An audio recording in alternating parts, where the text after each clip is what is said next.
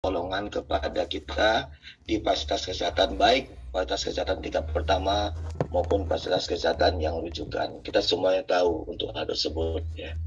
Nah, seperti apa nantinya bagaimana penanganan nyerinya tersebut, nanti kita akan dengarkan paparan daripada yang expert di bidang hal ini, dan juga nanti kita lihat seperti apa standar akreditasi rumah sakit mengkaitkan nyeri ini ke dalam elemen penilaian di rumah sakit pada waktu rumah sakit tersebut melakukan proses akreditasi.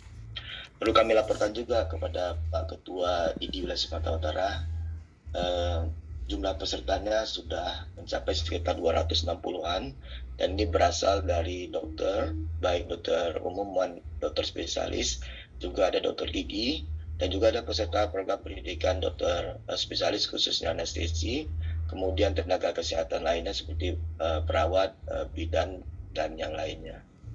Kami berharap kegiatan selama 2 hari ini dapat tentu yang pertama itu bermanfaat, berguna, dan memberikan kebaikan bagi pasien-pasien kita, itu yang paling utama ya. Dan yang kedua adalah tentu bermanfaat kepada kita selaku praktisi ataupun klinisi dalam hal untuk memberikan penanganan seperti apa tepatnya anti nyeri dalam hal untuk menangani pasien nyeri yang mungkin datang meminta pertolongan kepada kita, dan tentu bermanfaat kepada institusi kita juga, organisasi kita juga ya kan, sehingga akhirnya bermanfaat kepada kita semua ya. Dan ini juga kita kaitkan ya, dengan bersama membangun bangsa. Nah, jadi dari Marsidi tadi saya pikir kegiatan ini juga ya bagian daripada kita untuk membangun bangsa ini semakin kuat, supaya namanya nyeri-nyeri dan sakit-sakit ini, terutama sakit hati ini kan, mungkin bisa kita kurangi dan kita bisa melangkah lebih baik lagi ke depan. Mungkin itu yang perlu kami sampaikan kepada Pak Ketua ID Wilayah Sumatera Utara dan juga kepada kita semua. Ya. Mudah-mudahan ya kegiatan ini dapat berlangsung dengan baik selama 2 hari ini dan kita dapat mendapatkan hasilnya. Saya akhiri dengan ucapan wabillahi taufiq wal hidayah. Assalamualaikum warahmatullahi wabarakatuh. Waalaikumsalam wabarakatuh. Terima kasih kami ucapkan kepada Dr. Qadri. Selanjutnya, kita bersama-sama akan mendengarkan kata sambutan dari Bapak Ketua Ikatan Dokter Indonesia Wilayah Sumatera Utara, sekaligus membuka acara secara resmi yang akan disampaikan oleh Dr. Ramlan Sitompul, spesialis THT BKL, subspesialis FPR Konsultan. Kepada Dr. Ramlan, kami silakan. Terima kasih. Assalamualaikum warahmatullahi wabarakatuh. Waalaikumsalam warahmatullahi wabarakatuh. Selamat pagi, salam sejahtera buat kita semua. Yang kami hormati teman-teman pengurus di wilayah Sumatera Utara yang hadir pada kesempatan hari ini lewat Zoom meeting. Kemudian yang kami hormati juga seluruh narasumber. Ada Bapak Hasan Lelo, apa kabar Buya? Kemudian seluruh panitia, moderator, MC, dan seluruh teman sejawat yang pada pagi hari ini hadir mengikuti seminar dan workshop interdisciplinary pain management yang insya Allah kita selenggarakan dari mulai hari ini sampai besok tanggal 4 sampai tanggal 5 di bulan Maret ini. Kami juga mendengar dari teman-teman panitia bahwa peserta kita hari ini dari berbagai disiplin ilmu seperti yang dibilang Dr. Qadri tadi. Dan ini merupakan hal yang sangat baik menurut kami. Karena sebagaimana kita ketahui, untuk vital sign sendiri sudah ada perubahan bahwasanya nyeri atau pain itu sudah dimasukkan kepada salah satu bagian dari vital sign.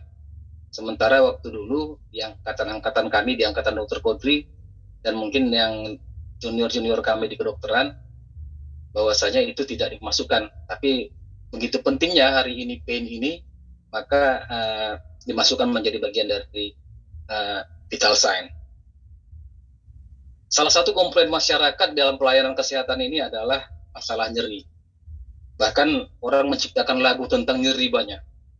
Jadi harapan kita dengan kegiatan ini, komplain masyarakat, gugatan masyarakat itu terhadap pelayanan kita yang mungkin tidak seperti yang mereka harapkan 100%, bisa mendekati harapan masyarakat. Kepada seluruh teman sejawat, terutama panitia, kami ucapkan terima kasih atas dedikasinya, dan kami juga mengucapkan permintaan maaf karena di wilayah Sumatera Utara belum maksimal menyampaikan informasi bahwasannya hari ini ada seminar dan workshop tentang PAIN.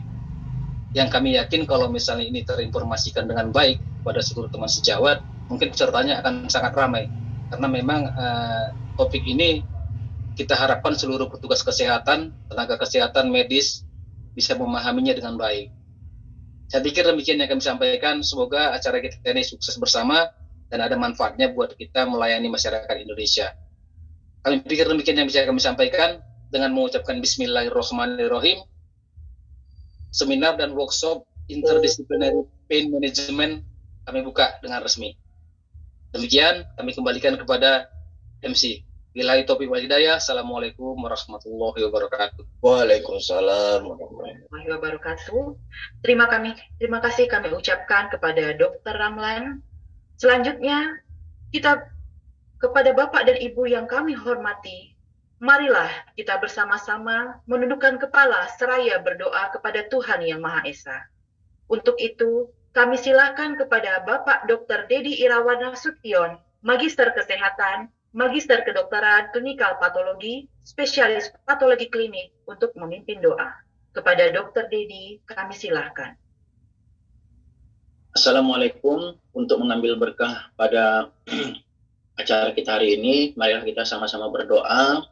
Bagi yang beragama Muslim, izinkan saya untuk memandu, dan bagi sejawat dan teman-teman kami yang non-Muslim, kami harapkan dapat berdoa menurut agama dan kepercayaan masing-masing.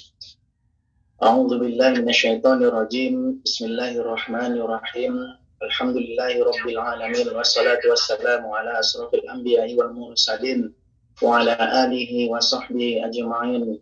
Hamdan syakirin, hamdan na'imin, hamdan yuafi ni'amahu wa yukafi majidah.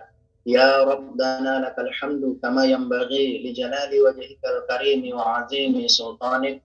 Allahumma salli ala Sayyidina Muhammad wa ala ali Sayyidina Muhammad. Ya Allah, Ya Rahman, Ya Rahim, ampunkanlah dosa kedua orang tua kami, ya Allah. Ampunkanlah dosa-dosa para pendahulu kami, ya Allah. Ampunkanlah dosa-dosa guru-guru kami yang telah mendahului kami, ya Allah. Ampunkanlah dosa-dosa kami, ya Allah. Ya Allah, Ya Rahman, Ya Rahim, berikanlah berkah-Mu pada acara kami hari ini, ya Allah. Berikanlah kesuksesan pada acara kami hari ini, ya Allah. Berikanlah keberkahan pada acara kami hari ini, ya Allah. Jadikanlah kami dokter-dokter yang mampu memberikan pelayanan kesehatan maksimal kepada seluruh masyarakat Indonesia, khususnya yang ada di wilayah Sumatera Utara. Ya Allah, berkahilah kami. Lindungi kami, ya Allah, dalam menjalankan praktek-praktek dan kegiatan klinis kami, ya Allah. Jauhkan kami daripada malapetaka dan malapetaka. Ya Allah, kuatkanlah organisasi kami menjadi organisasi yang dapat menjaga kami dalam kegiatan-kegiatan klinisi kami. Organisasi yang selalu melindungi kami. Organisasi yang selalu kuat dan selalu aktif dalam memberikan peningkatan kompetensi terhadap dokter-dokter yang ada di Indonesia, khususnya wilayah Sumatera Utara. Ya Allah, Ya Rahman, Ya Rahim, perkenankanlah permohonan dan doa kami ini, ya Allah. Rabbana atina fid dunya hasanah wa fil akhirati hasanah wa qina azaban nar. Wa sallallahu ala sayyidina Muhammadin wa ala alihi wa sahbihi ajma'in. Walhamdulillahi rabbil alamin. Assalamualaikum warahmatullahi wabarakatuh. Waalaikumsalam warahmatullahi wabarakatuh. Terima kasih kepada Dr. Dedi. Semoga doa yang disampaikan membawa keberkahan untuk kita semua. Demikianlah rangkaian acara pembukaan seminar dan workshop Interdisciplinary Pain Management pagi ini.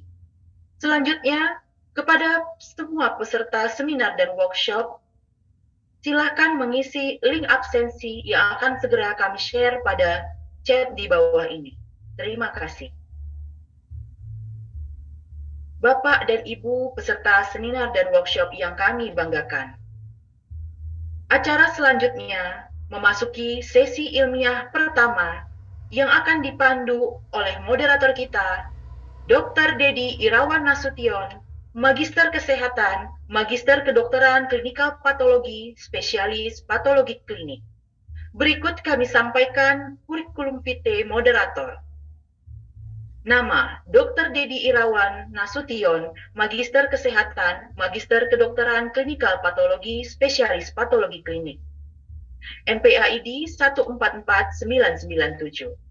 Menempuh jenjang pendidikan kedokteran dan profesi dokter dari Universitas Islam Sumatera Utara pada tahun 2001. S2 Magister Kesehatan dari Stikes Deli Husada pada tahun 2013. Magister Kedokteran dari Fakultas Kedokteran Universitas Sumatera Utara pada tahun 2018 dan telah menyelesaikan program pendidikan dokter spesialis patologi klinik dari Fakultas Kedokteran Universitas Sumatera Utara pada tahun 2018. Riwayat pekerjaan dan organisasi sebagai berikut. Bertugas sebagai dosen pada Fakultas Kedokteran Universitas Islam Sumatera Utara mulai tahun 2011 sampai saat ini.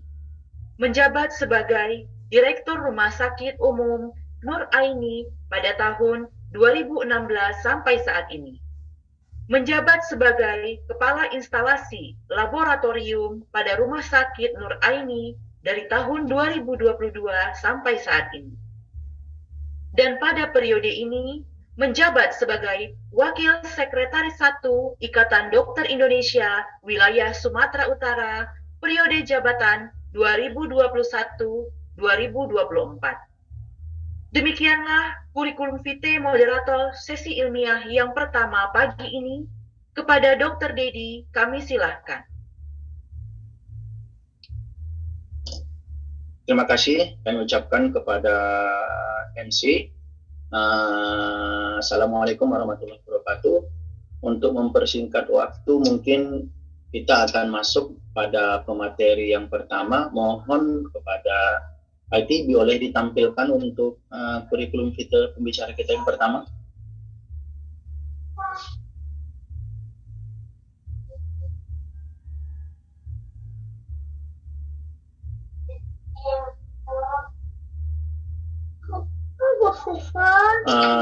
Izinkan saya membaca daftar hidup atau kurikulum vitae pada pemateri kita yang pertama. Selamat datang kami ucapkan kepada Dr. Tasrif Hamdi, Magister Kedokteran Anestesi, Spesialis Anestesi MKN, berasal dari institusi Universitas Sumatera Utara. Sekarang ini memiliki 3 orang anak, 2 laki-laki dan 1 perempuan. Riwayat pendidikan perguruan tinggi pada tahun 2004 sampai dengan 2009 sarjana kedokteran di Fakultas Universitas Sumatera Utara. Magister pada tahun 2011 sampai 2015 di Universitas Sumatera Utara, lalu 2011 sampai 2015 spesialis, pendidikan spesialis di Universitas Sumatera Utara, lalu mengambil gelar spesialis 2 atau konsultan pada tahun 2018 sampai 2020 itu di Universitas Hasanuddin, konsultan manajemen nyeri. Pada tahun 2017 sampai 2021 telah selesai mengambil pendidikan doktor pada Universitas Sumatera Utara ilmu kedokteran. Sekarang riwayat jabatan perguruan tinggi 2017 sampai 2019 jabatan itu Sekretaris Departemen Anestesiologi Terapi Intensif di Fakultas Kedokteran USU. 2021 sampai dengan sekarang Ketua Departemen Anestesiologi dan Terapi Intensif Fakultas Kedokteran USU RSUP Haji Adam Malik Medan. Kepada Dr. Tasrif Hamdi, Magister Kedokteran Anestesi, Spesialis Anestesi KMN, waktu dan tempat kami persilakan. Baik, terima kasih dokter sekaligus moderator hari ini. Saya hormati Ketua ID Wilayah Sumatera Utara, dan ada juga Dr. Kodri, guru-guru kami, Prof. Asnan, dan para guru-guru lainnya dan sejawat serta senior sekalian. Izinkan saya untuk izin langsung share screen, Pak Dokter. Ini dok. Hanya yang saya punya aja dok. Ini dok, ada dok, revisi tadi. Iya baik dokter, izin dokter.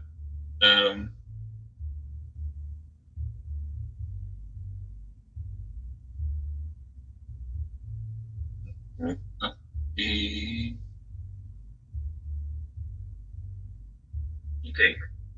Suara saya jelas ya dokter? Jelas dokter? Baik.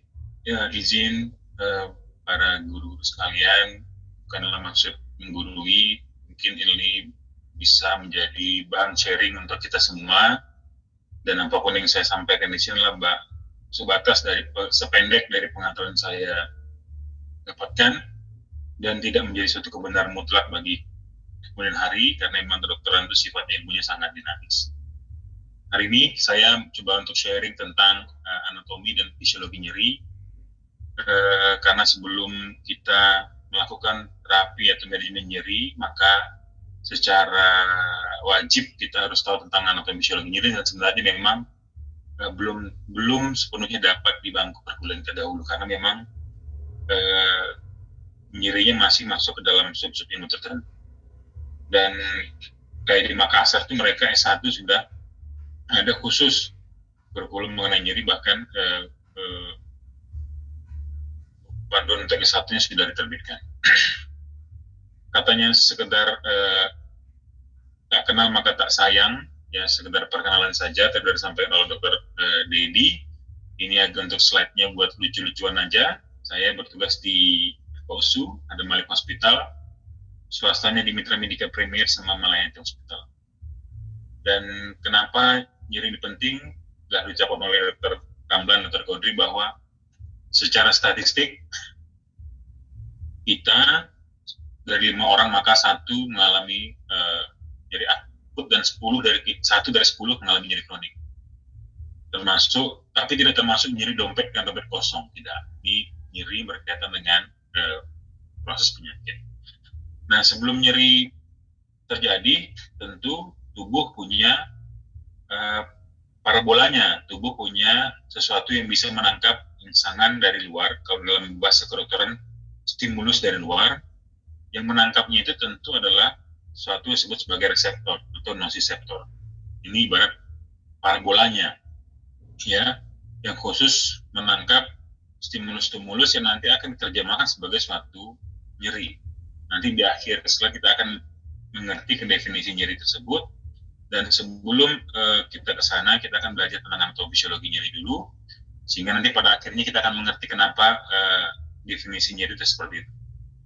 Dan stimulus-stimulus baik berupa mekanik, dipukul, dicubit, disayat, termal, diberikan air panas, air dingin, atau kimiawi, atau campuran, tentunya nanti ditangkap oleh tubuh melalui disebut sebagai nosiseptor.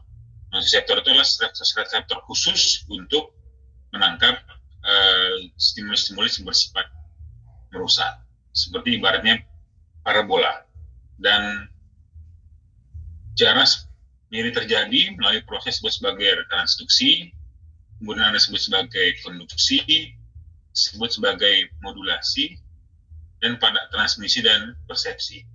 Walaupun memang di beberapa buku menyebutkan konduksi ini tidak ada transduksi, transmisi, modulasi, persepsi. Nanti itu saya akan jelaskan apa itu transduksi. Tapi beginilah perjalanannya dari perifer, nah, kemudian berjalan ke sentral. Dan sentral itu terminologi lah khusus untuk medula spinalis dan otak. Perifer berkaitan dengan di luar medula spinalis dan otak. Proses nyeri itu terjadi pada proses transduksi, di mana terjadi di perifer, bisa di kulit, otot, tulang, misalnya di luar medula spinalis.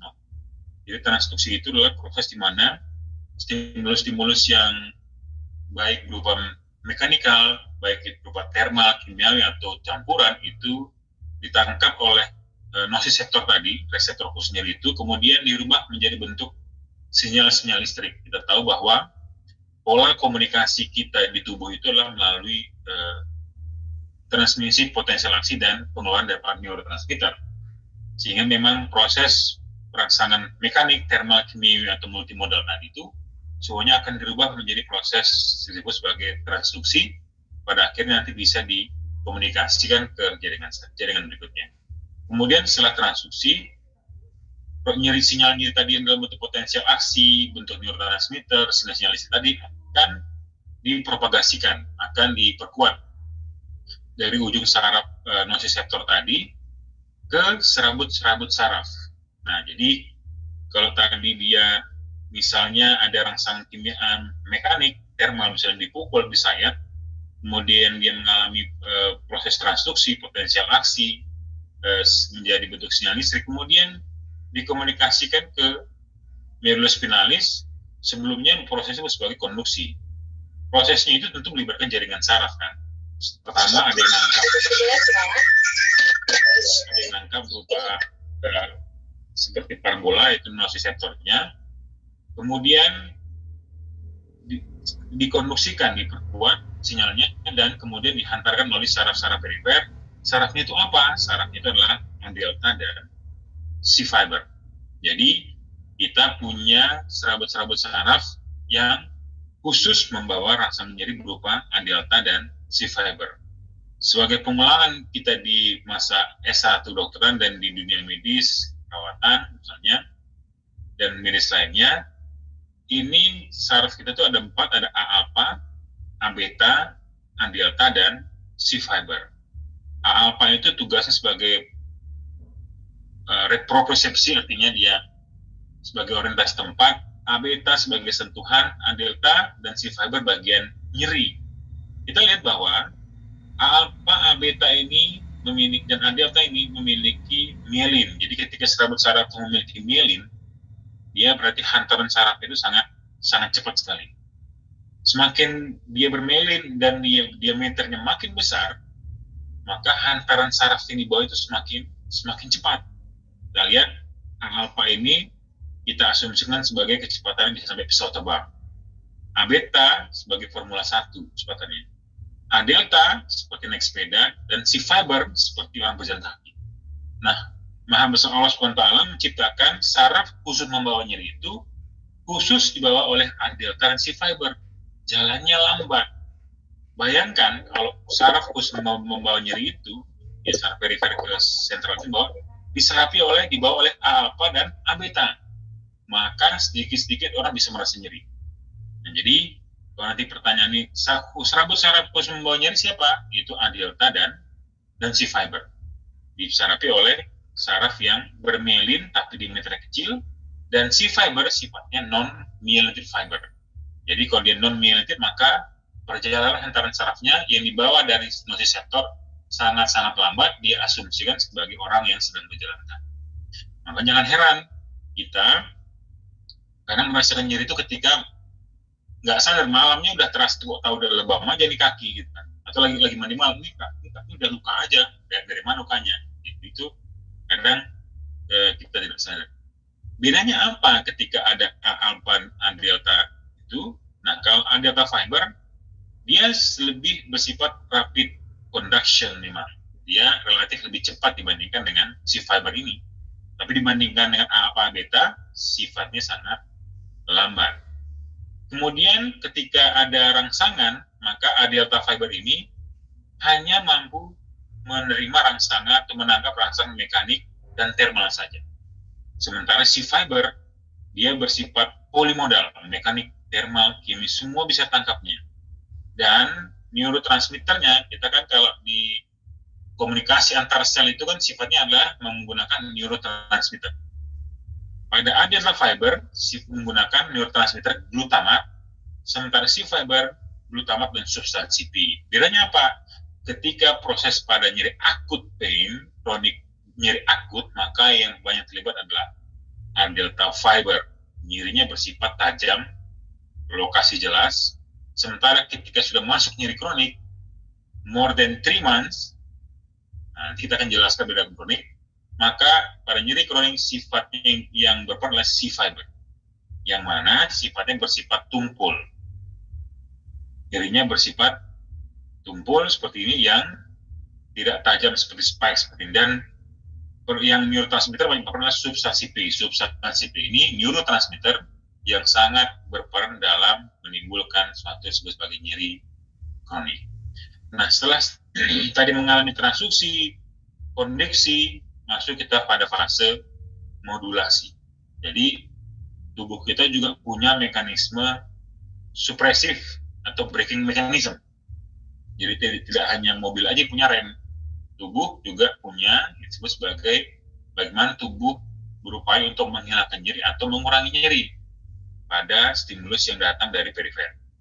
Makanya jangan heran juga kita tiba-tiba tahunya mengalami nyeri itu nanti, ketika setelahnya besoknya atau tiba-tiba udah lebam aja. Karena ketika sinyal nyeri itu lebih kecil atau tidak lebih besar dibandingkan mekanisme penghambatan nyeri, jadi modulasi ini disebut sebagai fase penghambatan nyeri, maka kita tidak merasakan nyeri sama sekali. Mekanisme penghambatan nyeri itu apa aja? Nah, pertama ada namanya gate control theory. Ini yang sebenarnya kita belum banyak sama-sama pahami, karena tapi ini terbukti klinis ya.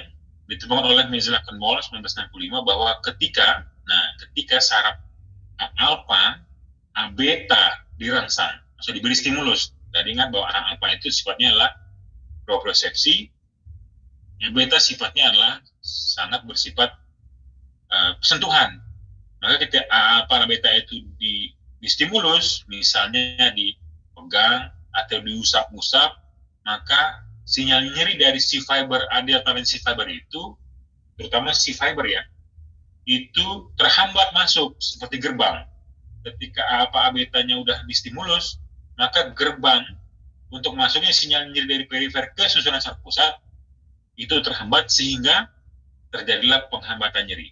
Namanya gate control theory. Makanya kalau kita terantuk kepala kita, kerjaan kita ngapain? Mengusap kepala. Aduh, sulit sekali. Ketika perut kita sakit, kita ngapain? Kita ngusap perut.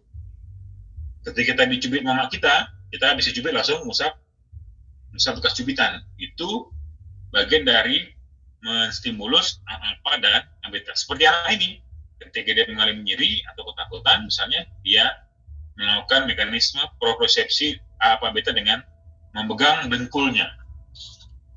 Dalam dunia kedokteran juga dalam nyeri sebenarnya juga ini memberikan perhatian alih.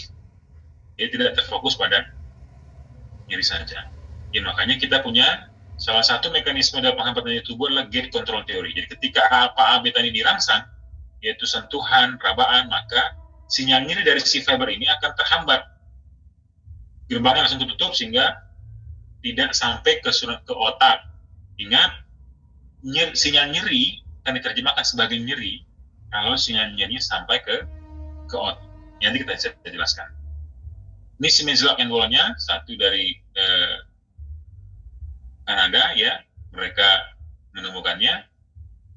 Kemudian mekanisme berikutnya adalah tubuh juga melakukan mekanisme ketika ada rangsangan dari perifer diambil oleh reseptor, maka tubuh akan melakukan namanya descending inhibitory pathway, di mana sinyal yang nyeri itu, sinyalnya dari perifer, akan disampaikan ke susunan saraf pusat, ke otak, akan mengaktifkan namanya periaqueductal gray, sehingga aktivasi penghambatan sinyal dari atas namanya descending inhibitory pathway terjadi.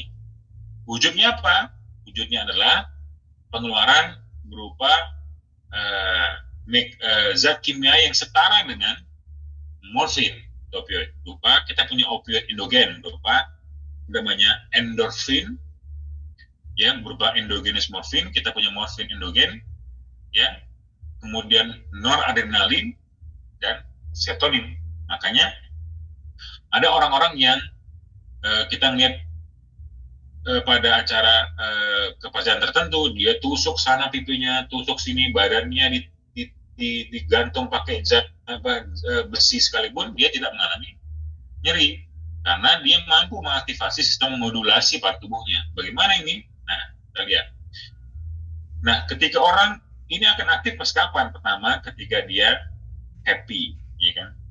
Ketika pasien mengalami kecemasan, ketakutan, maka sistem modulasi ini akan tidak berjalan dengan baik, sehingga ambang rangsang nyeri itu akan menurun, sehingga orang mudah merasakan nyeri. Sehingga pada pasien-pasien yang ketakutan, kecemasan, perlu dilakukan namanya edukasi. Nah, pada edukasi juga bagian dari penatalasan nyeri ringan. Edukasi bagian dari penatalasan nyeri dalam hal mengurangi kecemasan. Pasien cemas, takut, ya khawatir, dia itu akan menghambat terjadinya penghambatan sistem nyeri dalam tubuh. Jadi pasien mudah merasakan nyeri, ya, sehingga pengeluaran daripada endorfin, noradrenalin, serotonin ini menjadi terganggu. Begitu juga ini dengan kita pada nyeri kronik itu sering memberikan namanya antidepresan yang berperan sebagai menghambat reuptake daripada serotonin dan norepinefrin. Ketika norepinefrin serotonin ini dihambat untuk diambil kembali reuptake, maka modulasi itu akan berjalan langsung lebih lama. Sehingga obat seperti antidepresan seperti duloxetine, amitriptyline itu bekerja dengan menghambat ambilan kembali noradrenalin serotonin di celah saraf atau celah sinap. Itulah kira-kira bagaimana aplikasi modulasi ini terjadi. Kapan modulasi ini aktif? Ketika sinyal ini telah sampai ke otak yang mengaktifkan namanya periaqueductal gray. Nah, ini salah satu contoh orang kira-kira apakah dia merasa nyeri tidak. Kalau selama ini kita berpikir bahwa nyeri itu kan karena ada luka, karena ada bengkak, karena ada yang cedera. Bagaimana dengan orang ini? Orang ini ada rangsangan yang cukup kuat, stimulus mekanik, ada kerusakan jaringan yang parah, ada parang 4, 5, 6 parang di mulutnya. Dan bagaimana menerangkannya?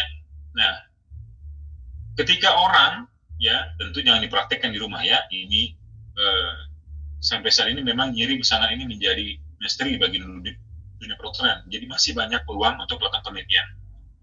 Pada orang seperti ini, dia memiliki ketenangan, dia merasa bahwa ini bagian dari suatu ritual pengorbanan tertentu, maka dia mampu menghasilkan endorfin atau endogenous morfin sebesar 0,5 mg, ya ini yang setara dengan 15 mg morfin. 15 mg morfin itu artinya 1,5 ampul. 1,5 ampul itu sudah bisa membuat 2 orang seukuran saya menjadi tidak sadar, bahkan diperes napas. Ya, jadi sehingga hal ini membuktikan bahwa nyeri itu tidak selalu melulu soal kerusakan jaringan, ya, tidak selalu melulu dengan adanya sesuatu hal yang luka.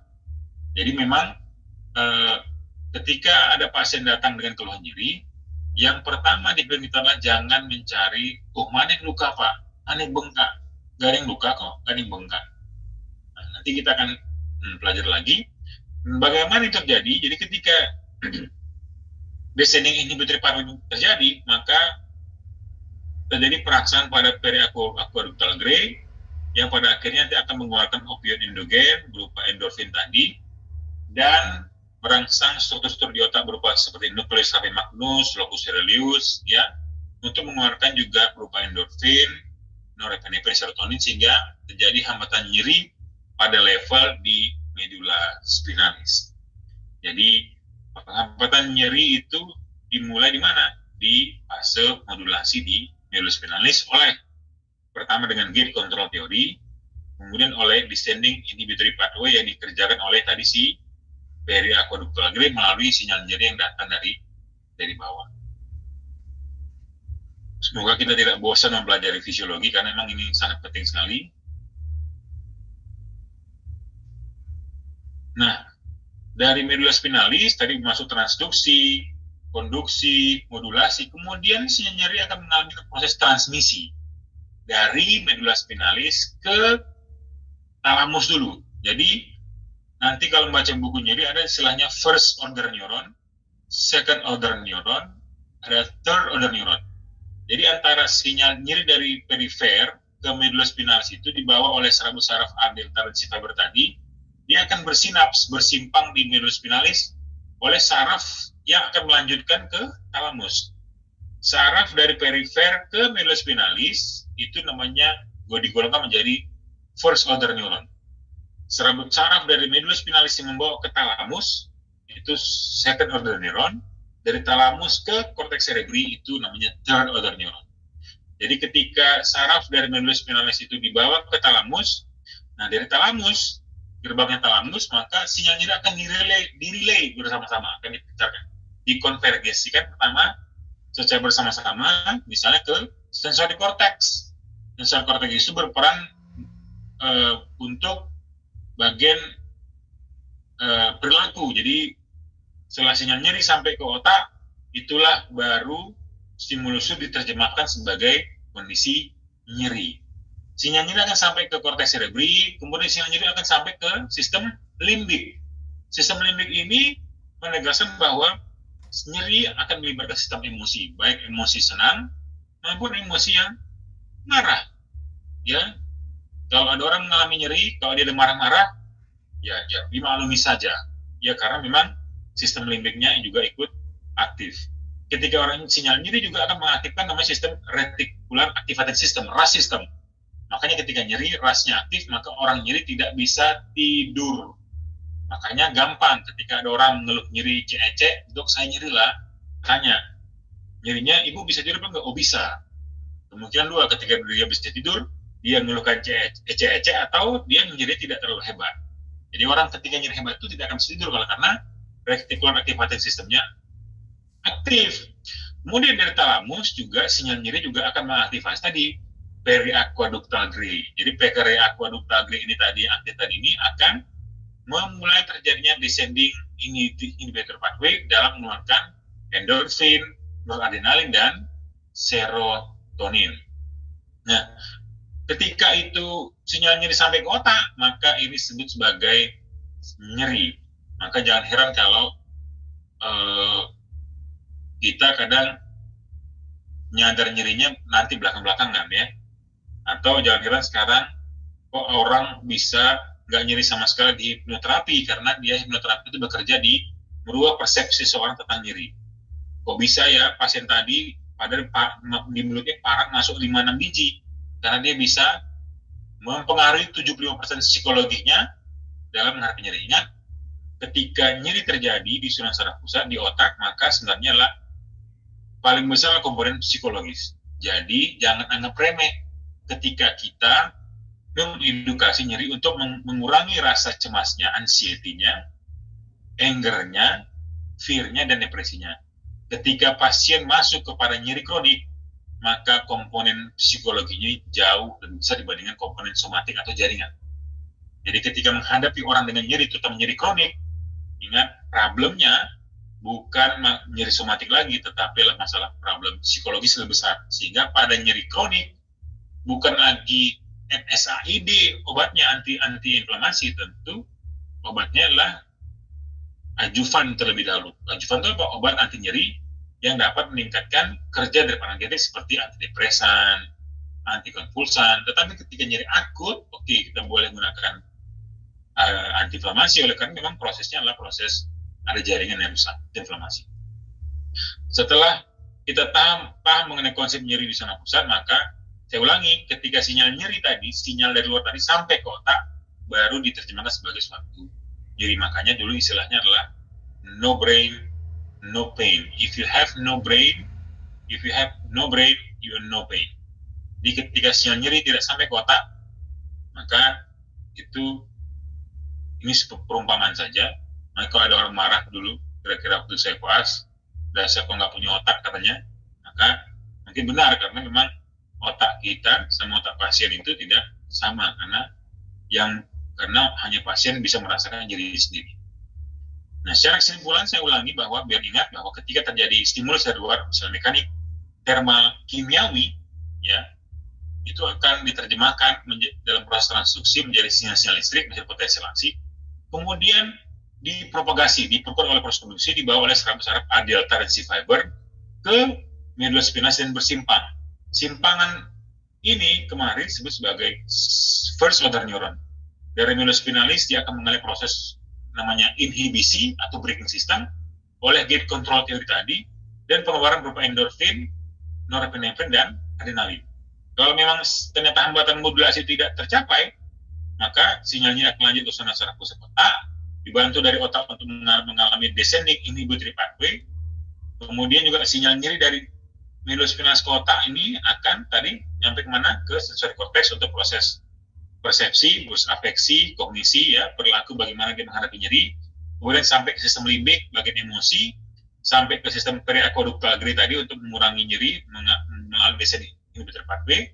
Kemudian dia akan mengaktifasi namanya RAS, reticular activating system, untuk menyebabkan dia tidak bisa tidur. Makanya kalau kita dulu pernah dioperasi di spinal anestesi, kok jadi ngantuk ya dok, padahal nggak dikasih obat tidur. Iya, karena sinyal nyeri dari perifer diputus di medullospinalis, sehingga reticular activating systemnya tidak aktif, makanya pasiennya akan ngantuk.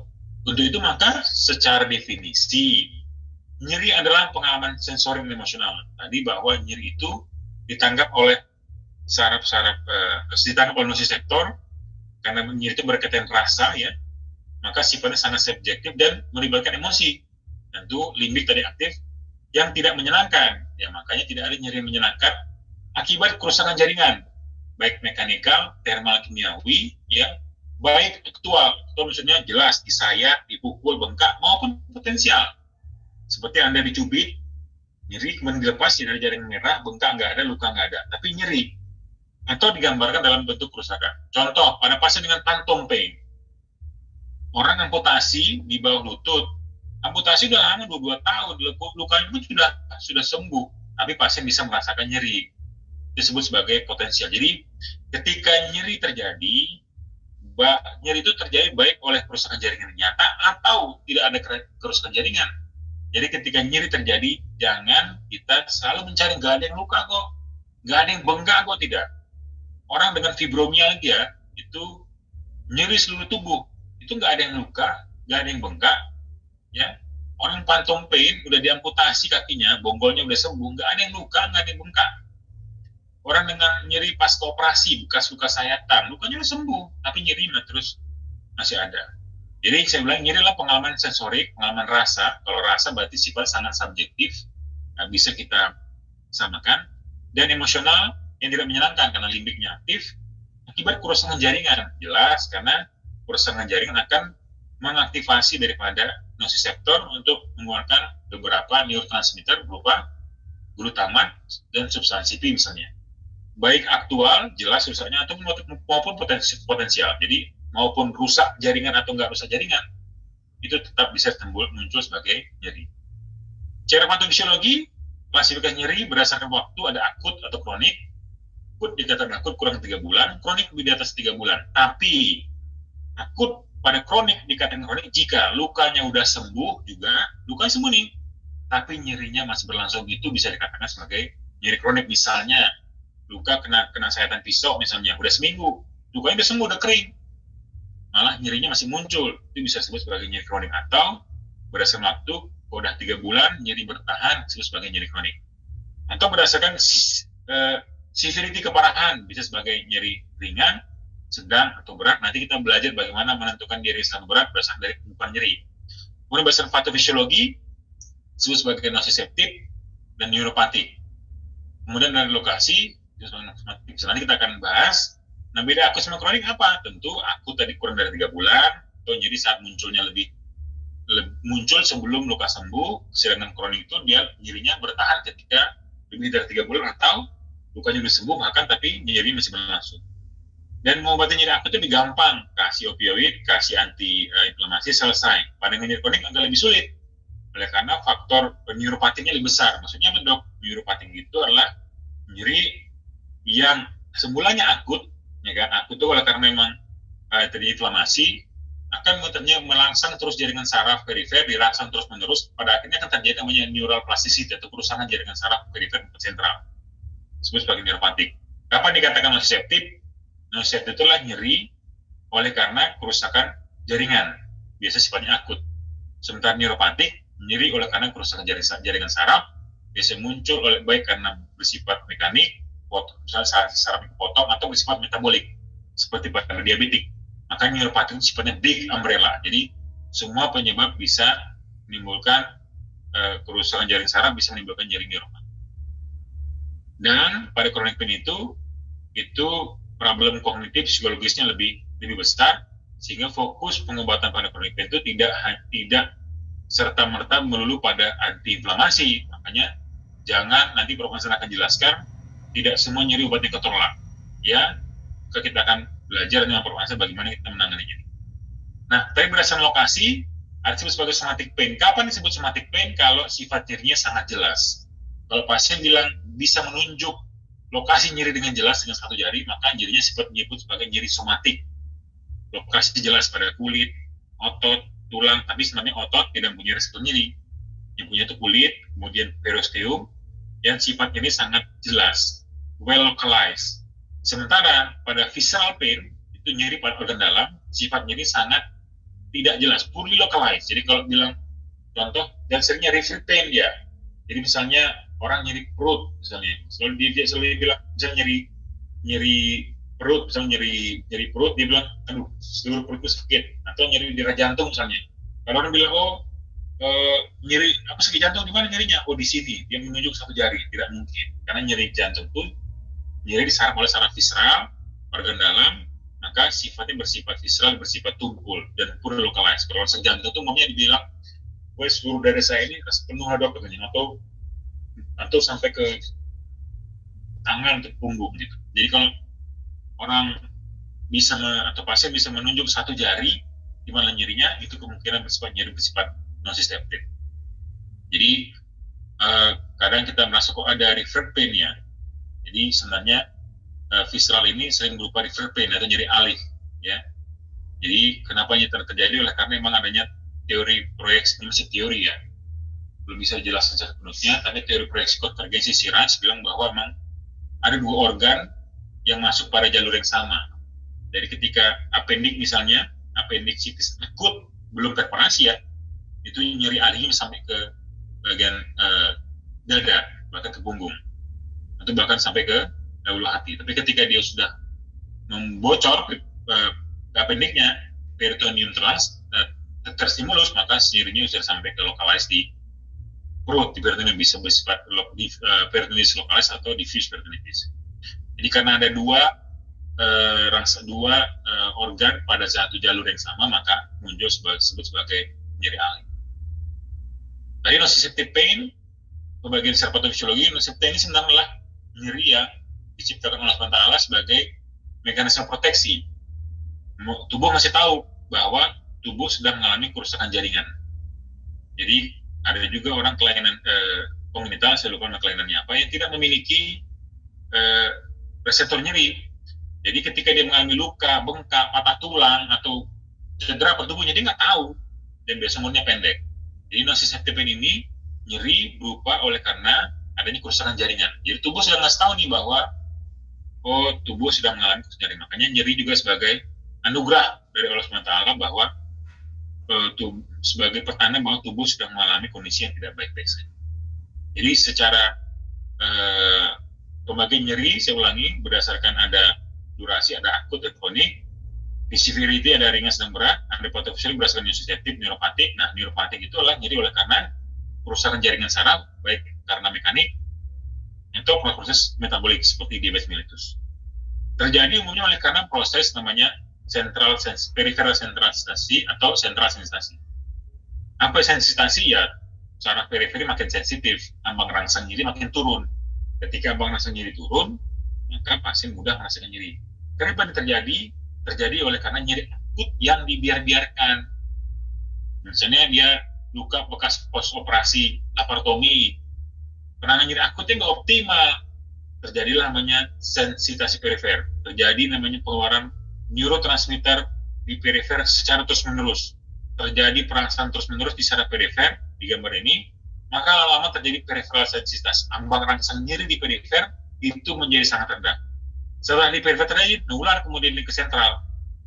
Ketika ini terjadi, itu disebut sebagai kondisi neuropathic pain, yang wujudnya berupa neural plasticity, yang bahasa sehari adalah terjadi jaringan saraf itu berubah, baik bentuknya ataupun secara stimulusnya.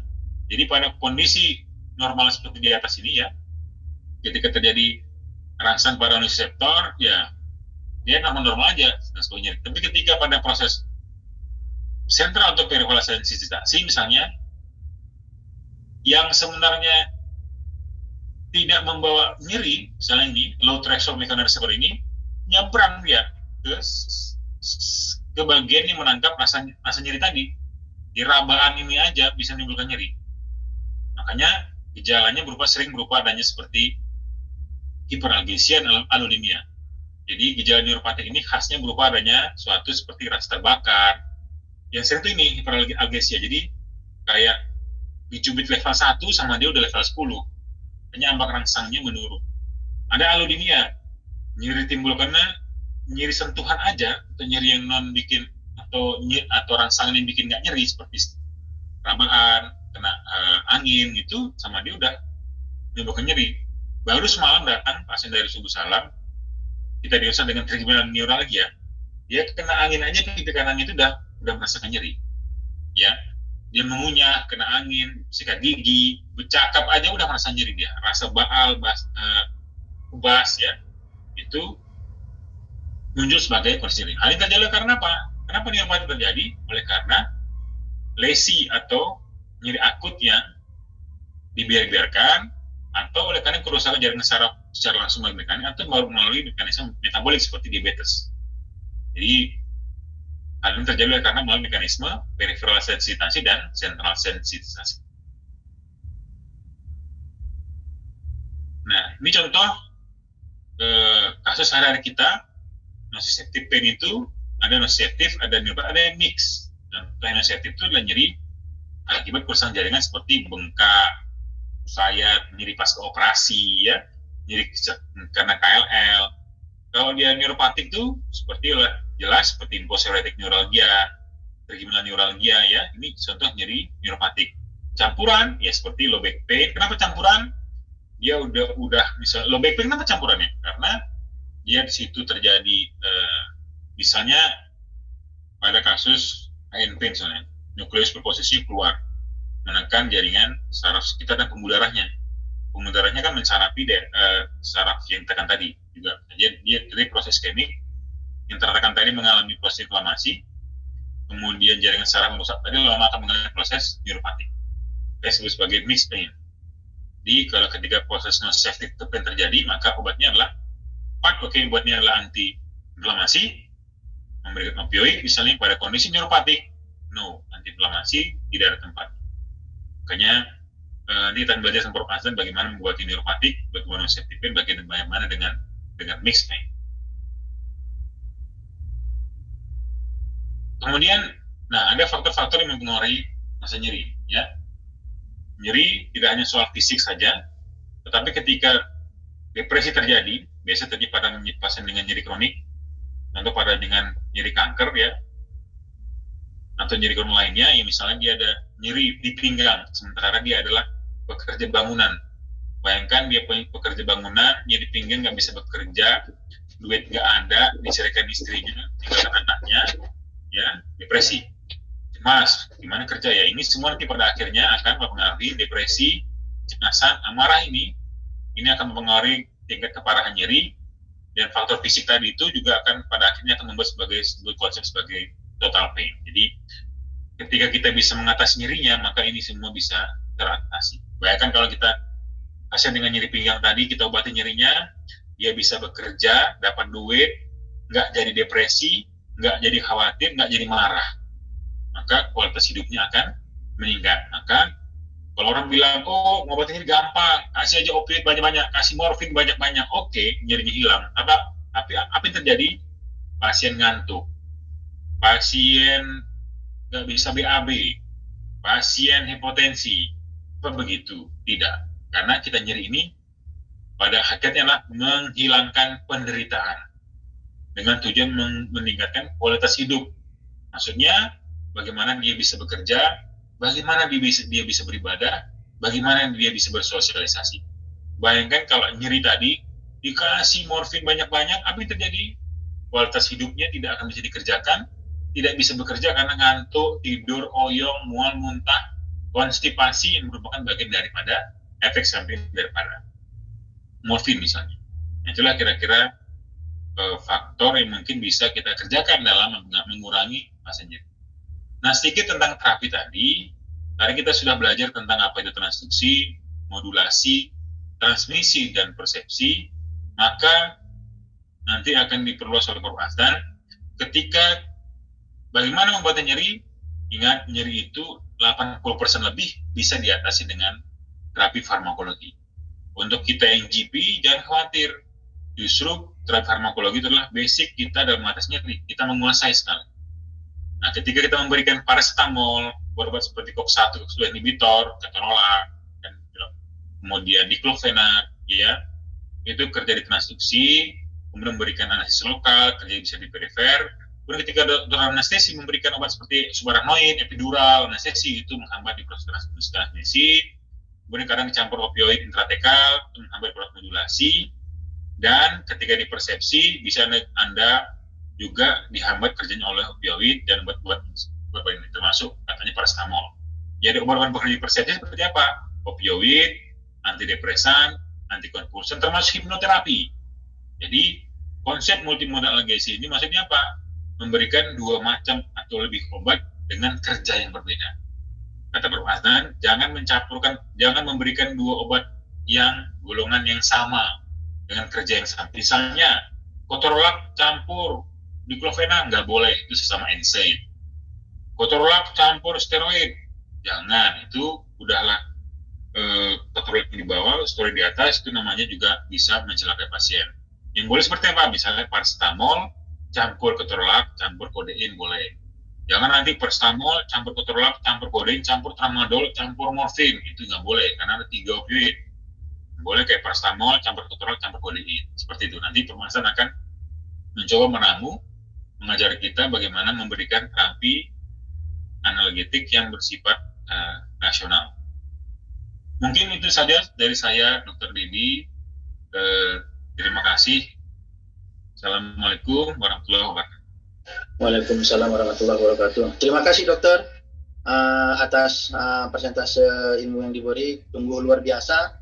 Bagaimana tadi kita sama-sama telah mendengarkan anatomi dan fisiologi nyeri, baik itu bersifat akut ya, dan yang kronis, juga bagaimana terapi atau tata laksana daripada nyeri tersebut. Untuk Bapak Ibu peserta seminar, mohon ditahan dulu pertanyaannya, karena kita tahu memang nanti bakal banyak pertanyaan terhadap materi yang luar biasa ini. Mungkin kita akan lanjut dokter ke materi yang kedua, yang mana ini sangat berkaitan dengan nyeri juga, yaitu penilaian nyeri pada pasien dewasa dan anak-anak. Selain kita